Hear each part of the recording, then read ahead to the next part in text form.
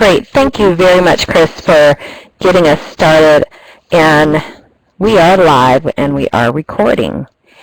So this, as I mentioned earlier, is a 1-hour webinar.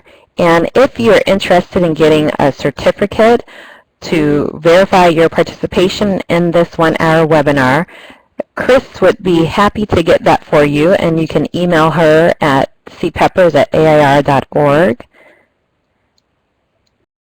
And then I want to introduce our speaker for this afternoon.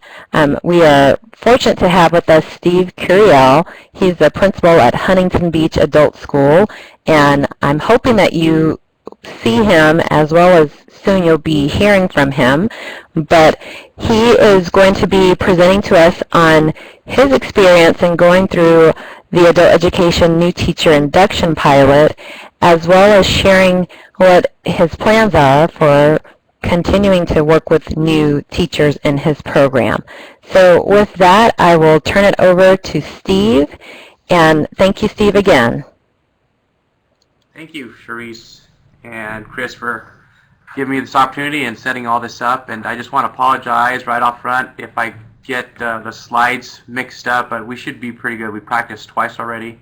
And in the video feed, we talked about that. We thought that would add some more, an authentic presentation. So I just had the makeup crew and the hair crew leave, so we're all ready to go.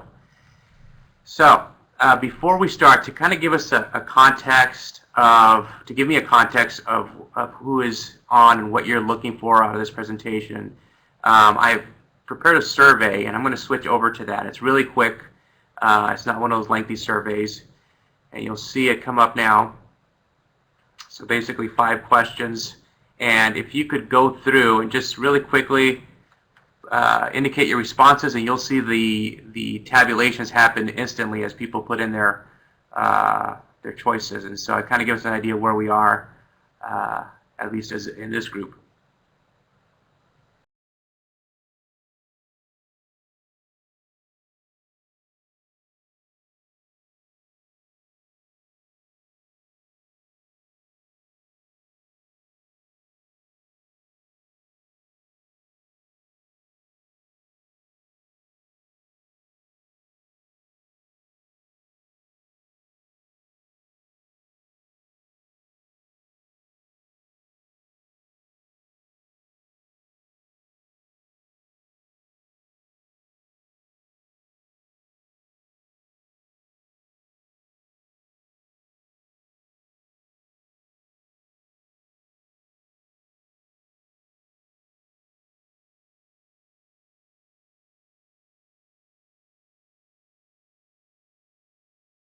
Okay, I think we've got everyone answered.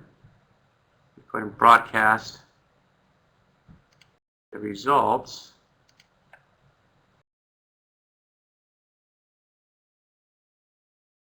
And I'm assuming you can see the results now. You just indicate with a happy face.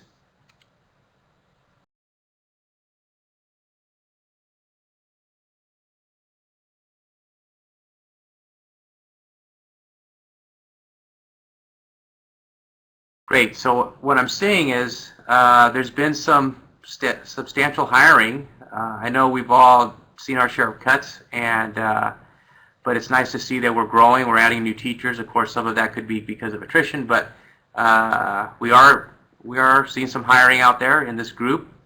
Percentage of teachers that are being successful. Wow, that's a great result. You must be doing something well to prepare those new teachers. And so that's good. Hopefully this will add something to that and get us everyone up in the 91, 100%. And offering training to teachers, that's great. You guys are already on board with that and doing something. And again, I hope I can present some information that will help give you more ideas in that regard. And we're all planning to hire teachers. I think with the governor's budget and things looking brighter, we'll probably be in that hiring mode. So I think it's a good time to start preparing for that in advance. And it looks like you guys have a lot of experience already doing that. And then as far as priorities, looks like kind of in the middle. to high, so that's good. And again, I hope this information helps you with that. It is going to be, what I'm going to go over will require some commitment and some dedication of resources, so I was hoping to see that result of a lot of you making it a high priority in at your school. So I'm going to go back. And we'll get going to the first slide.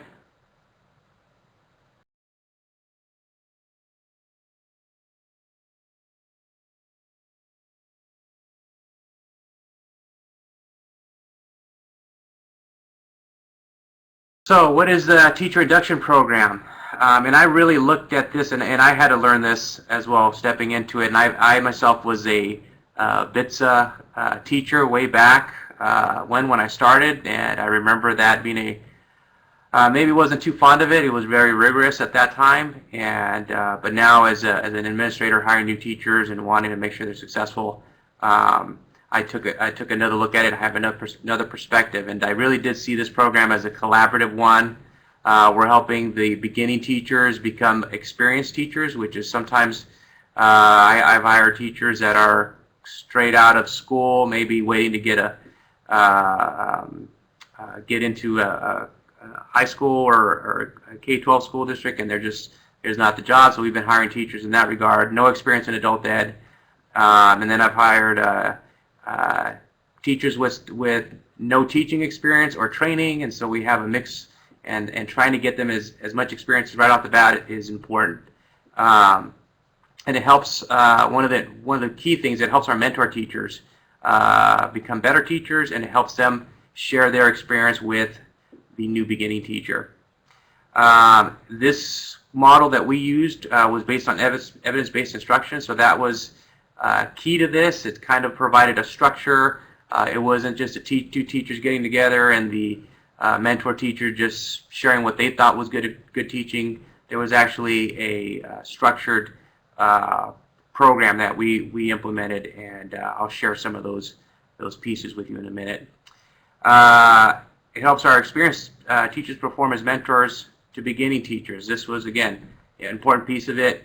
These teachers now that have done it once can do it again, and can keep you doing that as we hire new teachers.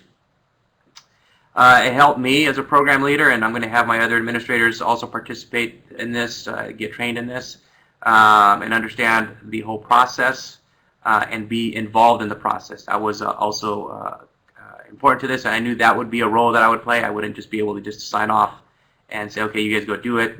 It did involve my participation. And it promotes greater retention and reduces teacher attrition. That's big for us. It's always disappointing when we're not able to hold on a teacher because of lack of performance, or they're just not fitting in. So this really reduces that work that we have to put into every time we have to go through and hire new teachers. So, and just keep in mind, you can ask your questions on the side. I'll kind of try to keep an eye on that in the general chat. And so about Huntington Beach Adult School. So we are about 9,700 students. We're down from, in the past, we're about a little over 15,000. But we've been inching up, getting close. We're moving up to that size again. We offer classes in adult secondary education, our diploma and GED programs. We offer CTE programs, ESL, community enrichment, which I've kind of lumped our older adults, health and safety, parent ed into that category. And so we do offer pretty much everything we used to offer, but just a lot less in classes. We've got about 60 plus teachers, so we still have a pretty big staff, but they're mostly part-time, which I would imagine is the case for most schools out there. And we offer classes at 20 plus locations. Used to be at over 40, but now we've kind of consolidated sites, and now we're just trying to manage and keep up with 20 different sites. And our average is 3 to 4 new teacher hires per year, which is an increase from this is maybe the last 2 years we've been at that pace. Before that, not. Maybe we're hiring 1 teacher. A lot of it right now due to attrition. Teachers retiring or deciding they don't want to teach anymore in whatever area, and we're having to fill those spots. So not as much about growth. Most of our growth has been experienced within the courses we offer now, just having higher attendance and enrollment. And we have a significantly experienced staff. That was one of the advantages we had going into this. A lot of our teachers had 15 plus years of teaching experience here at Huntington Beach Adult School. So I had a lot of experienced teachers that I could tap into for mentorships. Our participation in this pilot program, our school was one of 8 across the United States, including community colleges, that was selected to participate in this national pilot that was a program out of the U.S. Department of Education, and it was to test an induction program that was developed by AIR, the American Institutes for Research. AIR, if you haven't heard of them, they're a very large research institution across the globe. They have offices all over the globe, and so it's really neat to get to know some of their staff and experience having a relationship with them and just seeing how much resources they have available for us. And this program that we went through definitely had a lot of resources. We had 2 experienced teachers participate as mentors and 2 new teachers. And when I say new, they were a year. This was one of them. Both of them were second year into a full-time assignment. And I acted as the instructional leader, even though these teachers weren't actually directly in one of the programs that I oversee. They were new teachers we had high hopes for that had a lot of potential. Our experience in the pilot is a long program. It was a 12-month process. I think BITSA right now is at 2 years, so we're not as lengthy as BITSA, but definitely a good year of work in this program. Teachers were very involved in a detailed process, and when I mean detailed, they had a binder full of guiding principles, of worksheets, of activities that they were supposed to do, and then question and answer to try prompts to try to build good conversations between the mentor and the teachers, and also conversations between myself and those instructors as well. We did a lot of reading at the beginning, and we're kind of just trying to figure out what this whole internship was going to be, induction program was going to be about, excuse me.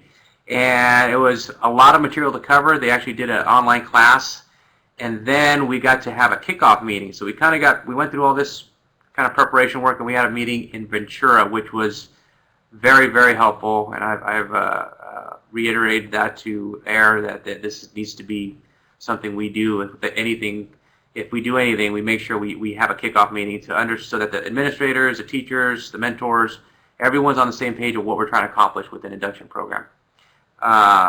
We had lots of meetings between teachers and principal, that being myself, and about instruction. It wasn't necessarily about what they were doing, where they were in the process, what forms did they have to fill out. There was not necessarily a checkoff list. These conversations were about instruction and good instruction. What does good instruction look like? And that was very exciting to me. I really enjoyed those meetings. So rest assured that it's very meaty in the instruction side of the process. And extensive documentation of teacher growth. There's a portfolio involved, and so there was a lot of writing. I think my teachers would probably say that was maybe too much writing, but at the end of it, they did enjoy the experience in that regard. So more on that in just a little bit. But I've got a couple questions that we'll kind of chat about. I'm going to switch screens.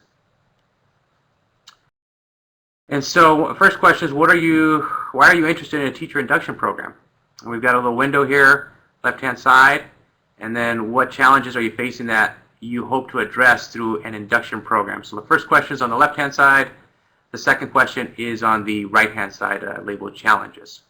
So we might take a couple minutes if you can give some responses and have some dialogue. People can see where everyone is in these two areas.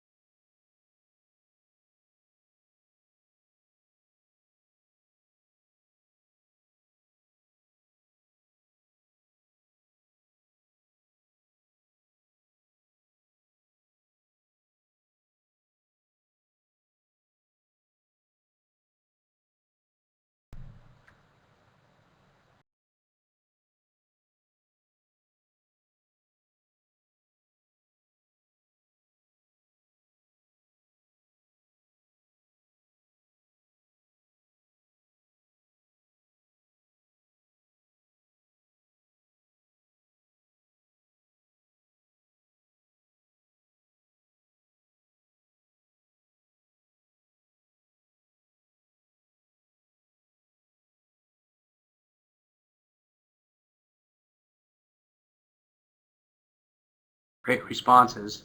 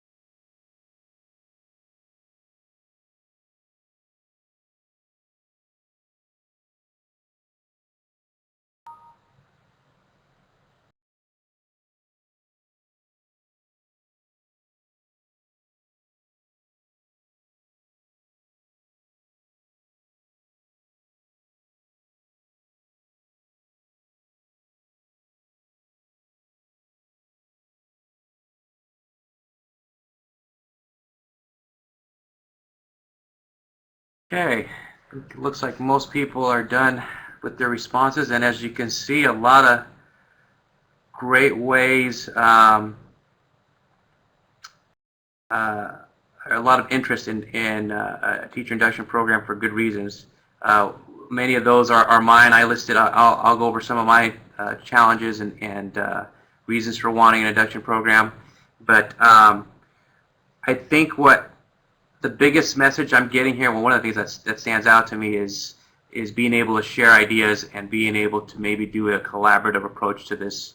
And then I think Steve mentions we want to work with the other adult schools in our consortium to implement this. That's a great idea. I hadn't thought about that, and I think that's something maybe we should consider and look towards in our conversations, maybe even our own plans. So let's see more challenges. Our program, yeah, I think most administrators, I don't know if we have teachers here on board, but I think most of us would say we're stretched pretty thin, and to implement such a program is going to be time consuming. There is a value, a cost to this, and so I'll talk a little bit about that and how we dealt with that. So if there's no more responses, I'm going to move back to the presentation.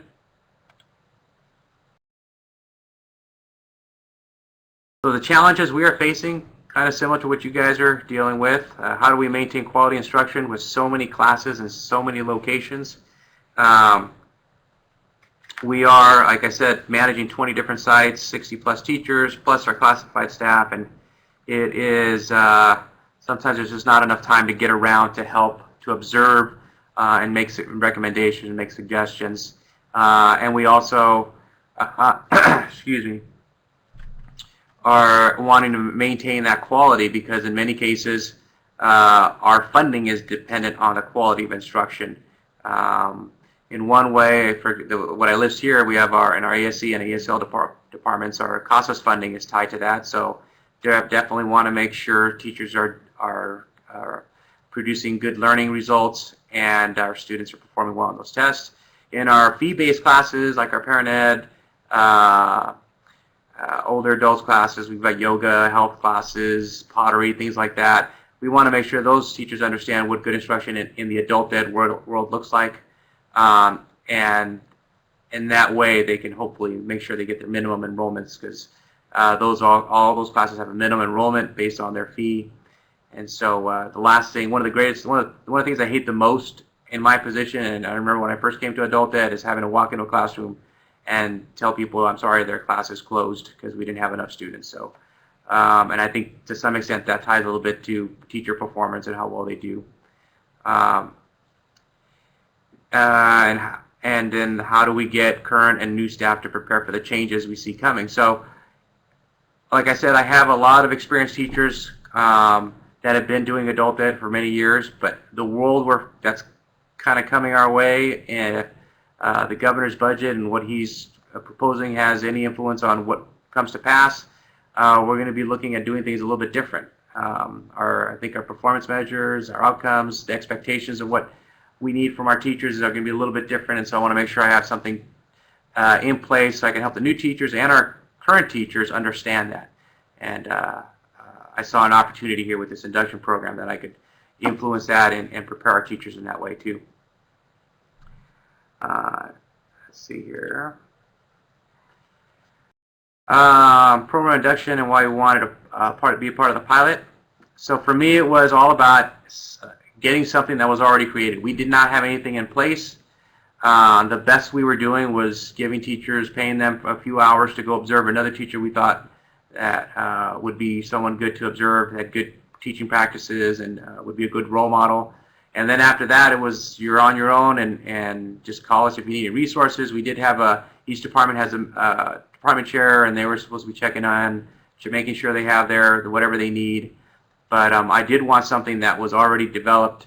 Sometimes we take on challenges like developing new curriculum or developing new programs when there's perfectly good products, if you will, or programs that have been already developed, and we don't need to spend all that time reinventing the wheel. So I just had my out for something, and AIR happened to have something we were interested in. That I remember that application coming out, and then talking to Charisse about it to try to get some more information. It turned out to be a really good fit for us. I did have some new teachers that I did not want to fail. I don't know if you've ever heard the phrase "hire the smile and train the rest." These teachers just had just a great personality, a lot of charisma. I knew they could do well in a class. The fear was what happens when all the lesson planning kicks in, all the stresses of the requirements of CASAS testing and all the paperwork they have to do. I didn't want them to fail in that area, and I didn't want them to go in and not have the tools they needed to feel they're doing a good job teaching their students. Sometimes, even though the smile is very important and that charisma, that alone isn't enough, especially when our students are expecting some good instruction and they want to learn, they want to feel like they're learning. So I didn't want these teachers to fail because I just felt they were perfect for our adult ed program.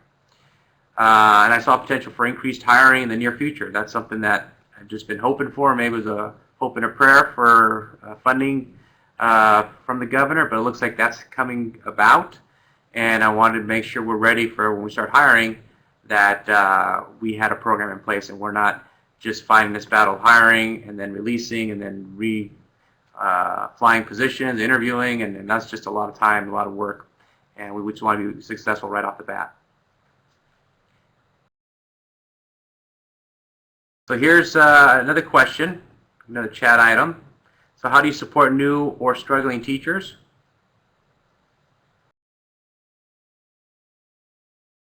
And that one is, I think we have a little bit of a technical error here. Chris, I don't know if you can help us with that.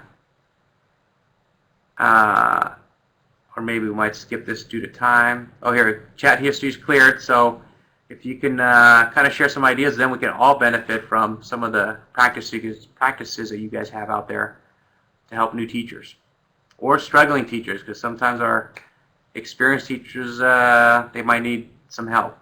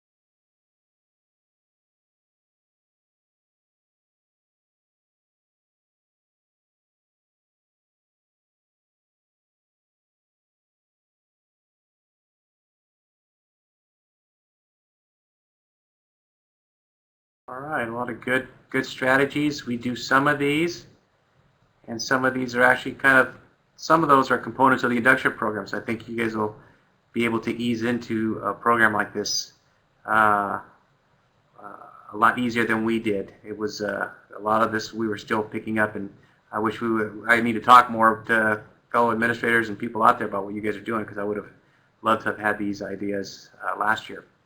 But I'm going to go back to the presentation. I'm going to talk about some of the things that this induction program we went through and that really helped and I thought were very beneficial.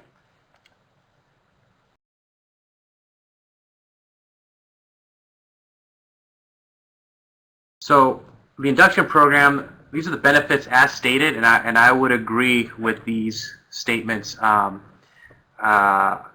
just based on the 1-year experience and based on feedback that I received from my teachers. It accelerates the teacher effectiveness. Teachers were definitely, both mentor and new teacher, beginning teacher, were talking about how they've really amped up their instruction, that they felt more confident now attending when they come into a classroom with their lessons, and they were able to get through maybe some topics they struggle with or students struggle with because of some of the tools they picked up in this induction program. Increases student achievement. We have seen a little bit of that. We haven't had a long enough time to collect data because they just went through it just this last year, and so we're now barely finishing the semester, so we'll be looking at data to look for evidence of that. But again, teachers anecdotally are reporting the students are doing better as a result of this experience through the induction program. Building teacher capital, that's critical. If we're going to grow, we got to build these our experienced teachers, especially give them the ability to help other teachers. Some of our even our new teachers through this program built up, they have a lot of confidence now and are willing to take on other roles, other responsibilities, and that's always good for us administrators if we have lead teachers that will take on some more roles. And it's based on evidence-based research of best instructional practices. So it wasn't something that it just we just put together. It's AIR researched this, and some of the things that we saw in this and these trainings that we received and some of the guiding materials that we use really was based on solid research, and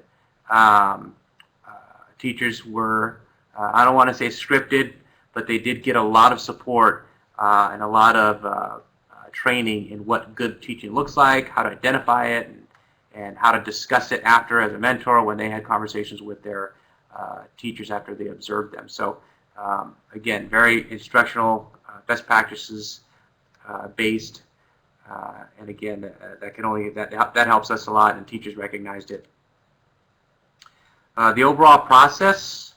So there was a little, like I said, a year ago, or a year and a half ago, Sharice and I were talking about this and determining whether we were ready for this. So there's a process. You go through a self-assessment to see if you have the team ready for that. There is a discussion, do you have the resources, and are you able to provide time away from the classroom for teachers to work? So there's a checkoff list that you go through to see if you're ready to do an induction program and do it well. And then they define induction, what it is and isn't. There is a guiding handout that kind of defines and guides the whole process, gives you an overview, although you don't really know about, you get the overview, but then you start really getting a good understanding once you're in it. It aligns to evidence-based instruction and any local reform efforts. This was not just a totally canned product. There was a piece of this that involved me going back to, me as the lead instructional leader, going back to what are our district goals, what are our school goals, and that gets incorporated into this program. It really helped make it feel like it was part of our school and not just something we had to do in addition to what they already are working with or working on in our program. So that was very much appreciated. Sets goals and develop professional learning plans. Again, big for teachers. Some of the teachers had never done that. Even our experienced teachers hadn't maybe had the full experience of a professional learning plan. So that was good for them. implement classroom demonstrations, observations, reflections, ongoing refinement of professional learning plans. This was the bulk of it. A lot of conversations, a lot of observations and reflection, and then teachers would, have to be willing to look at things a little bit different once they've gone through these, once they've got some feedback from the mentor. And so that was the big chunk of it. I remember just down the hall we have a conference room, and they were in there a lot, and many times I couldn't use the conference room because they had it. So, but that was okay, because I was definitely appreciating that they were putting time in. And then there's time to reflect, share what was learned, and plan next steps. So that's all built into this induction program. This is what a good induction program looks like. So we dedicated an entire year to it, but I can see based on what some of the responses were and what you do already, it might be a little bit less. You could probably streamline it. But this is what we went through. This is the process that we learned, and I'll talk a little bit about what kind of the key things we took away from it, and we do want to try to repeat it. The instructional leader role. So as administrators, we fear adding another thing to our already full plate of duties. I did have that reservation, and I had that conversation with Charisse, and but at the end of it, it was important. I agreed it was if I was saying it was going to be important for my teachers, it had to be important for me, and so I had to put the time in. I did make the time for it. I had spent some time familiarizing myself with the program. There was actually an online component, a class we were supposed to be going through, a lot of reading materials, and I think right now those are being refined. But there was just trying to be aware of what the goal was of the program and what my role was going to be within that, what each of our teachers' roles were going to be in that. I had to determine if we're ready. Again, I talked about the checklist and having certain things in place, and we were pretty much in a good place to start off with not having to do anything different. We picked my mentors and new teachers. That was relatively easy. I met with my administrators, and we kind of identified the key people we thought were kind of our hope. We were hoping for them to be stars, and then we of course had our mentor teachers that were already recognized. We had a lot of mentors to choose from, and we selected two that we thought were the best choices. Identify key goals for the school. That was kind of, we've been working on a strategic plan for the last couple of years, and we had those kind of in place, those key goals, and then we also had our district goals for entire district, all schools. So we incorporated those, we had those ready to go, and I had to meet with teachers regularly. So even though they met on their own, I was involved in a lot of those meetings, just kind of guiding them through and keeping them focused on our school-wide goals, because sometimes they would just focus on what was going on in the classroom, and I want to make sure they're talking about transitions was our big thing for our goals. Transitioning students, and what are we doing to help making sure they're moving from class to class and from program to program, if it's from like ESL to career tech or high school diploma. So those were my roles. It was there was some time dedication on my part, but it was not it wasn't overdone. I felt it was a good balance, and the time I spent in it was worth it. It was valuable to me. The experienced teacher or the mentor, and I have to stress, I have a note to make sure I say this. The mentor teachers that we picked weren't necessarily the teachers with the most experience, or the, how shall I say, the popular teachers that had a lot of influence on the school. We picked teachers that really were good instructors. That was something we knew we could take some heat on, because everyone thinks they're a great instructor. But we talked about this and debated a number of mentors. But it was important to make sure, if we're going to do this right, we picked the mentors and dealt with whatever backlash we were going to have, because it was prestigious. We tied stipends to it, and there was some clout to it. So the mentor was a key position we wanted to make sure we got right. The mentor had to become familiar with what it meant to be a mentor. They had to be willing to try this process out. Who picked the mentors? I got a question from Ed. Who picked mentors? It was the administrators. We got together, we threw some names out there, and there were some names that we had to, that I felt wouldn't be a good match just based on some other experiences we had, and again, the mentor's role was going to be defined to them. They weren't going to be defining that role. The process, we wanted to be true to the process, and so we had to get someone who was willing to admit maybe that things could be done a different way as far as a mentor. And so it was administrators who did that. And if the question, if you're implying, did teachers have a say in that? No, they did not have a say in who their mentor was going to be. They had to build a trusting relationship with their beginning teacher. That was, again, that was part of the personality, part of the selecting of the mentor, that did they have good interpersonal skills? Did they have that caring nature that they really wanted to help a teacher?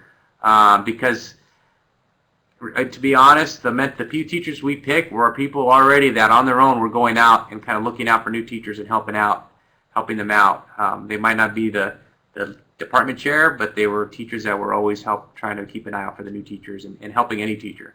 So we wanted to go with someone with that kind of relationship-oriented personality. We provided support. They provide support for the beginning teacher. Obviously, they're their go-to person. Anything from instruction or anything when there's an issue with a student, they were the first ones to go to before. And obviously, I would get involved at certain points, but they would kind of help the teacher in framing the conversation with me or with the student. And they really did a lot to help teacher with those things that are common to all teachers, but for a beginning teacher, it would be the first time in many cases that they would be experiencing those issues. Provide constructive feedback to beginning teacher. Again, this is a mentor personality that's willing to be able to say something wasn't good, or this was really good and this wasn't good, and you need help here. We wanted someone who's honest, someone that just was able to have those sometimes difficult conversations, and not because they're going out and just picking whatever they think they're doing wrong. It was based on the evidence-based research model that we were using, Instruction, and that was kind of what pointed the mentor to identify areas that they had to have conversations with those beginning teachers with.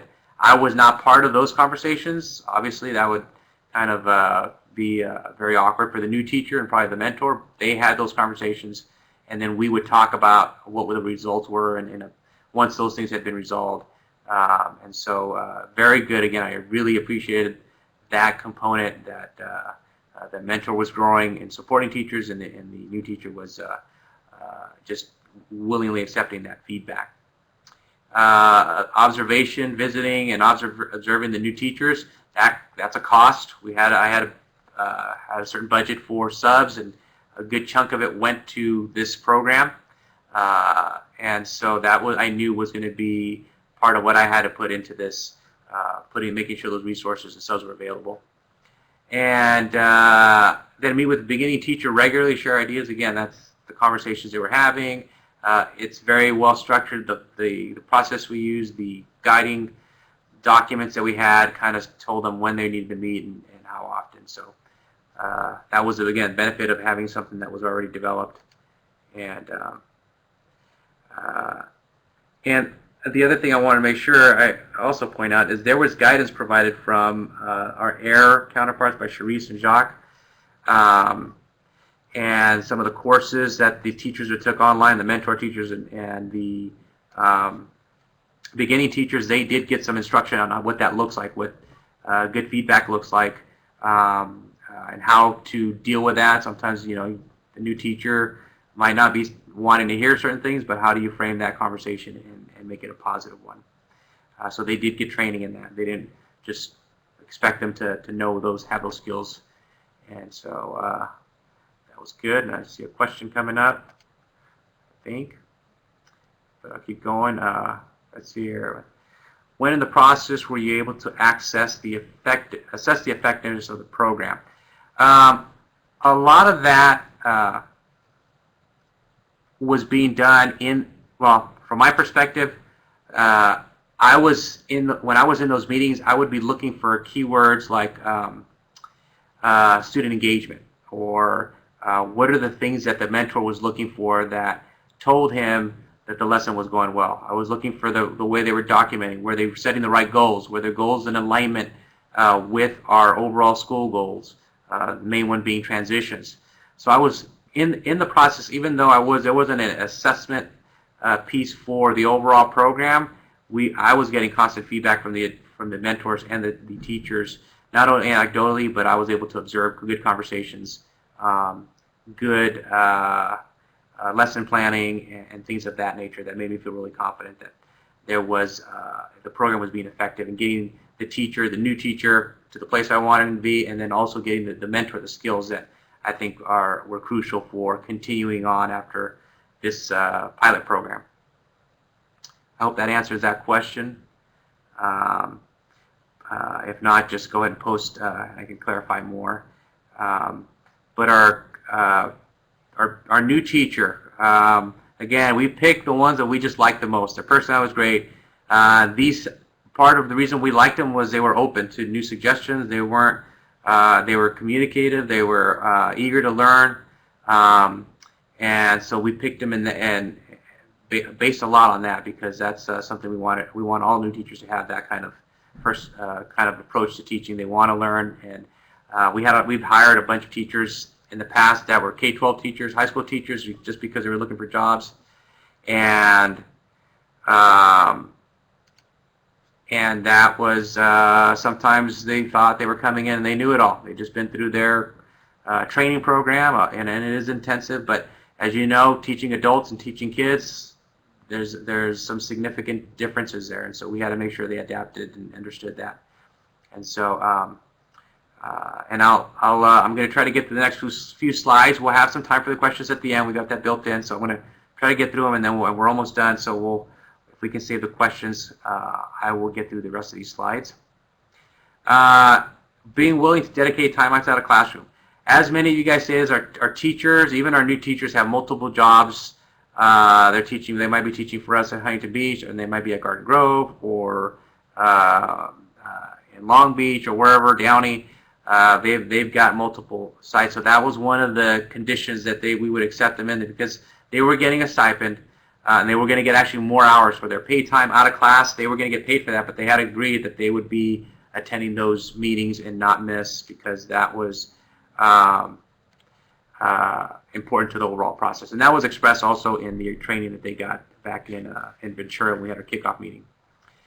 And I kind of talked about asking questions, accepting feedback, meeting regularly with the mentor. That was all part of this, and the teachers we picked were all really good about this, and we didn't have any problems in that area. What I liked about the teacher induction, I keep going back to the good discussions I was witness to. It was just really good teacher-mentor discussions, and then discussions between. They were asking me great questions. I participate because I oversee a alternative school, a high school. I participate in a lot of our district-wide professional development, and they really have stepped it up a notch about talking about best first instruction, student engagement, Common Core, depths of knowledge. All those topics were being discussed, and those are things that we hadn't been talking a lot about in an adult ed program. And now with this program, we started getting into that. We started talking about the new standards, the college and career standards. We started talking about best first instruction and topics like that really just validated to me that they were on the right track and then getting the best instruction in that route. Our teachers, unfortunately, don't really get access to the K-12 side of professional development, because those are usually typically paid, and usually it conflicts with our schedule on classes, so we don't get to benefit a lot from those staff development opportunities. Mentor teachers learn how to guide new teachers. Again, building that human capital, that's important. They're going to be mentors for other new teachers, and so that was a huge plus for us. New teachers learned about good lesson planning, accepting feedback, modifying instruction, improve student outcomes. That was another thing, modifying instruction. How do you know when students are learning, and what if they don't? What are you going to do? And so that was something that I saw a lot of discussion on that, and that was again reassuring. New teachers gained access to more resources. Teachers are still asking their mentor teachers, what about this? Do you have any suggestions on this? Our mentor teachers were experienced with externship programs and placing students at other sites for that real-world experience in the work environment.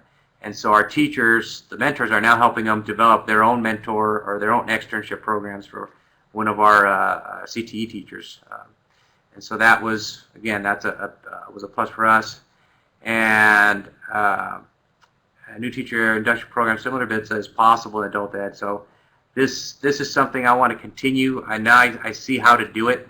And what I'm adopting from this, I'm looking to continue the program in each of the departments. We've got, like I stated earlier, we've got four departments, and we're going to be doing this within each department. And we'll be using some of the activities, some of the mentoring activities to help some of our experienced teachers that might need a little more help in adapting to our transitions and adapting to trying to get more rigorous instruction in the classroom.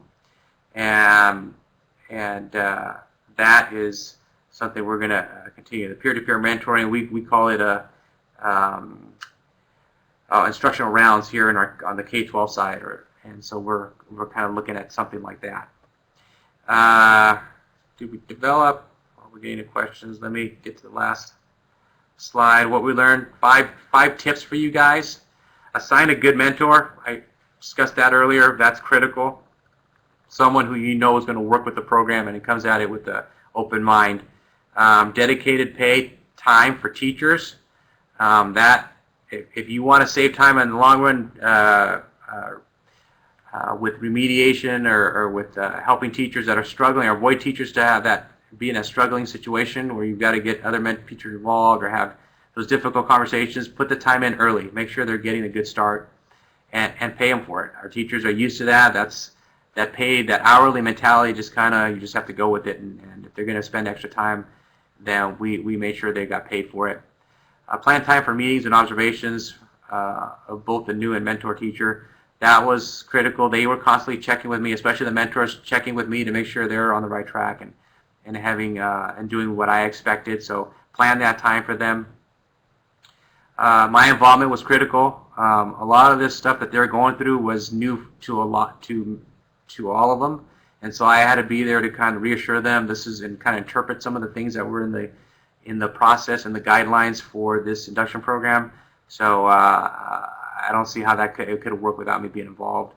And send staff to the CalPro trainings. They have that evidence-based writing program, and I know they're developing other things. So I would definitely recommend. And these teachers were attending those. I was sending them to trainings simultaneously while they were doing this program. I do see some questions. Real quick, what are we working on right now? We're implementing our college and career readiness standards, increasing rigor. In our AB 86, just like all you guys are talking about right now in AB 86, how do we get them ready for college? Well, we're talking about academic rigor, academic vocabulary. It really is a higher level, at least for my adult school, a higher level of what we've been asking our students to do. And so this is new to our teachers. We're collaborating more with our college peers to try to get a good understanding of what they're expecting from our students.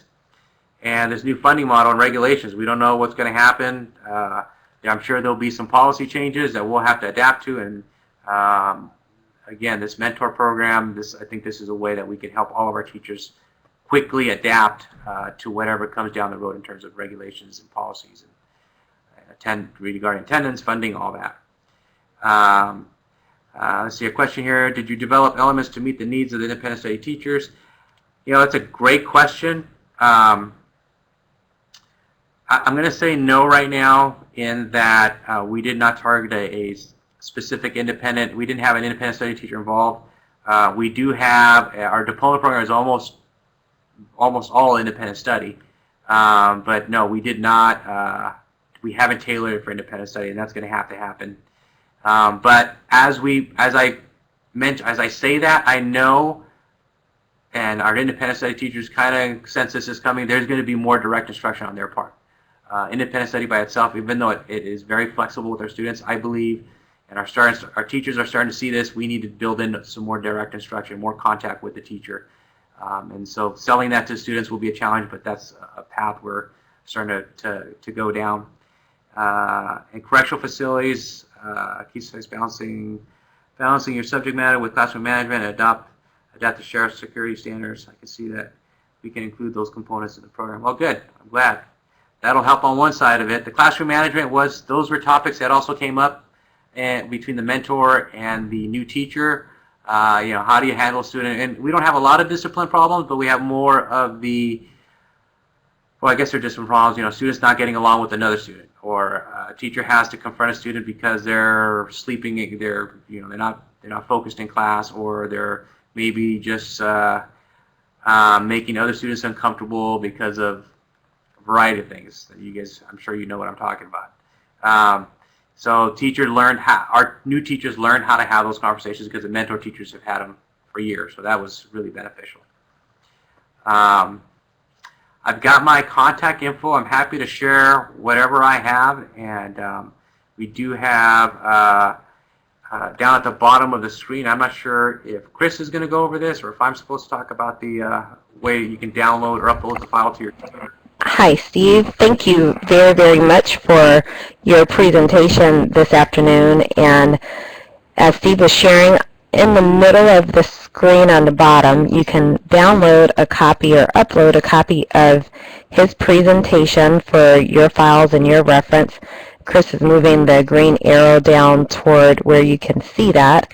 And then on the far right, there's a link to our evaluation form to give us feedback on this session and ideas for future administrator forum webinars. I want to thank Steve. I know he shared a lot of information about their experience and the pilot program for a teacher induction and the things that they learned from that they can apply and will be continuing at Huntington Beach Adult School. And I did get a question asking when will these tools be available, and I just wanted to make sure that you know that as Steve shared, it was a pilot that he participated in, and the tools are currently being refined with what I understand is a goal to release them to the field across the country through Octave, through the Link site later this year. What that time is will be determined. For our CalPro partners, we will inform you as soon as we know as well when those tools are available for your use. Thank you again very, very much. We look forward to you joining us in our future Administrative Forum webinars. We have one scheduled for later this spring, and you will be getting information about that via email. We hope that you'll join us then. Have a great afternoon. Thank you. Bye-bye. Everyone. Hello everyone, this is Chris. Steve mentioned about the directions to download the copy of the presentation, and the box to the left here, that blue writing, is the instructions, and it's referring to clicking on the name of the presentation, which starts with today's date, 2015.01.28 Induction Program v4.pdf. So I'm going to leave the meeting room open for a couple minutes longer to give you guys a chance to download that if you would like.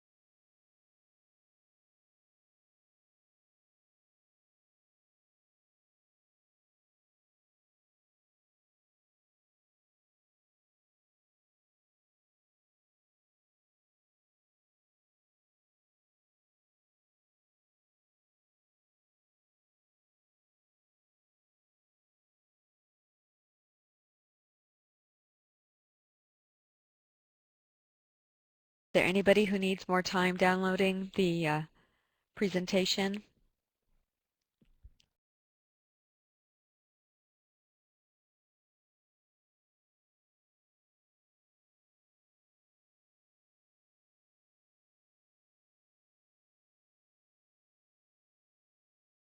All right then, seeing no replies, I'm going to go ahead and close the meeting.